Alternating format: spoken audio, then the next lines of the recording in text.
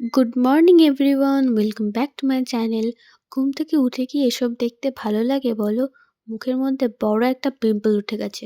কেনই বা হবে না? খাওয়া দাওয়া, স্কিন কেয়ার কিছুই তো ঠিকঠাক করি না। কি আর করা যাবে, কাজে মন দেওয়া যাক। শীতকালে বিছানা গোটাতে একদমই ভালো লাগে না। তোমাদের কি ভালো লাগে কমেন্টে জানিও। তো যাই হোক, বিছানা তো গোটাতেই হবে, না হলে তো দিনটাই শুরু হবে না। তারপর চলে গেলাম ব্রাশ করতে করতে চলে গেলাম রাস্তায়।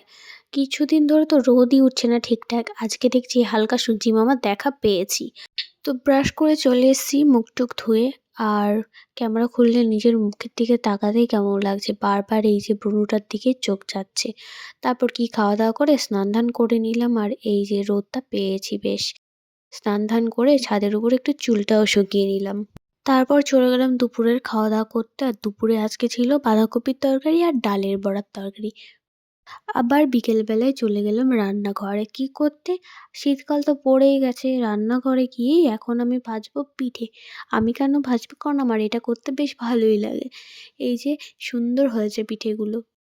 কিছুটা শুকনো শুকনোই রাখা হয়েছিল, আর কিছুটা হয়েছিল দুধে ভেজানো। আর এই যে গরম গরম পিঠে, আর তার সাথে খেজুরের গুড়, একদম দারুণ কম্বিনেশন। আর শীতকাল মানেই তো পিঠের সমাহার। আজকে তো শুধুমাত্র এই পিঠেটাই হলো আমাদের। তারপর সন্ধেবেলায় খেয়ে নিলাম একটু মুড়ি মাখা। মুড়ি মাখা খেয়ে টাটাই করছিলাম, তারপরে দেখছি ফুচকাওয়ালা এসেছে। ঠান্ডার মধ্যে বেরিয়ে আর ফুচকা খেতে না গিয়ে দিয়েছিলাম চুরমুড়ি। চলো আজকের জন্য এইটুকু। ভিডিওটি ভালো লাগলে অবশ্যই সাবস্ক্রাইব করে পাশে থেকো।